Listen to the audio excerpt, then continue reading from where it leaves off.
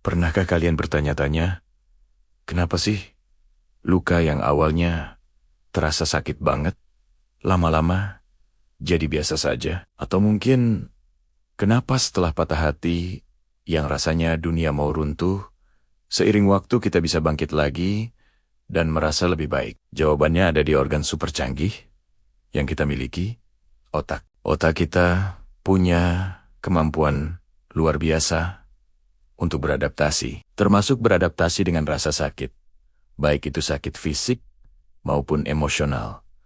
Proses ini disebut neuroplastisitas. Anggap saja otak kita itu seperti adonan, bisa dibentuk ulang terus-menerus berdasarkan pengalaman kita. Jadi, bagaimana cara kerja otak saat menghadapi rasa sakit? Awalnya, saat kita mengalami cedera, misalnya jari teriris pisau, reseptor rasa sakit di kulit langsung mengirim sinyal darurat ke otak. Otak kemudian merespons dengan melepaskan zat kimia seperti prostaglandin yang bikin area luka jadi sensitif dan meradang. Ini adalah alarm alami tubuh, memberitahu kita, "Hey, ada yang tidak beres, tolong lindungi bagian ini." Makanya, sentuhan sedikit saja di area luka bisa terasa sakit luar biasa. Ini adalah mekanisme pertahanan yang penting agar kita tidak memperparah cedera. Namun, otak kita tidak mau kita menderita terus-menerus. Jika rasa sakit itu berlangsung lama,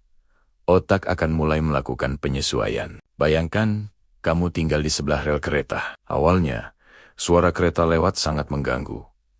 Tapi lama-kelamaan, kamu jadi terbiasa dan bahkan tidak menyadarinya lagi. Inilah yang disebut habituasi. Otak kita melakukan hal serupa terhadap sinyal rasa sakit yang konstan. Saraf-saraf yang tadinya super reaktif mengirim sinyal sakit lama-lama jadi lelah dan mengurangi intensitas sinyalnya. Otak kita seperti berkata, "Oke, aku sudah tahu ada masalah di sana.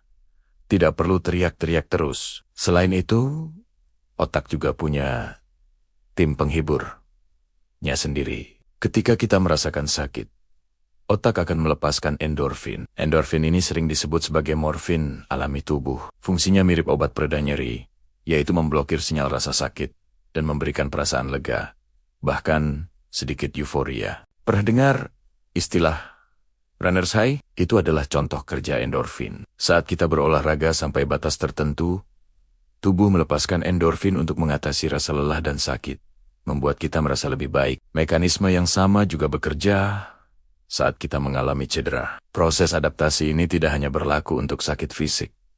Sakit emosional seperti kesedihan karena kehilangan atau patah hati juga diproses di area otak yang sama dengan sakit fisik. Itulah kenapa putus cinta bisa terasa sakit secara harfiah. Awalnya rasanya sangat menyiksa.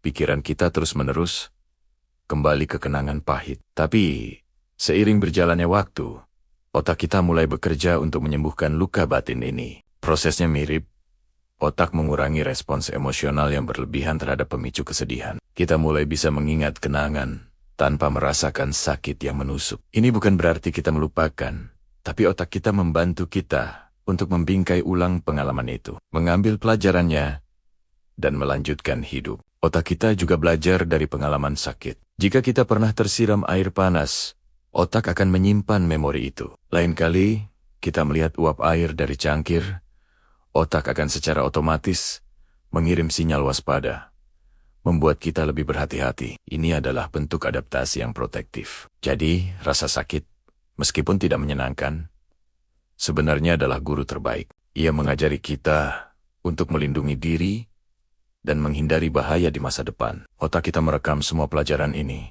untuk memastikan kita bisa bertahan hidup lebih baik. Tentu saja, kemampuan otak untuk terbiasa dengan rasa sakit ini ada batasnya. Pada kasus nyeri kronis, sistem ini bisa jadi kacau. Sinyal rasa sakit terus-menerus dikirim, bahkan setelah cederanya sembuh. Ini seperti alarm kebakaran yang tidak mau mati, meskipun apinya sudah padam. Jika kamu atau orang yang kamu kenal mengalami nyeri yang tidak kunjung hilang, atau perasaan sedih yang berkepanjangan, sangat penting untuk mencari bantuan profesional. Jangan ragu untuk berbicara dengan dokter atau ahli kesehatan mental. Jadi, Lain kali, kamu merasa sakit.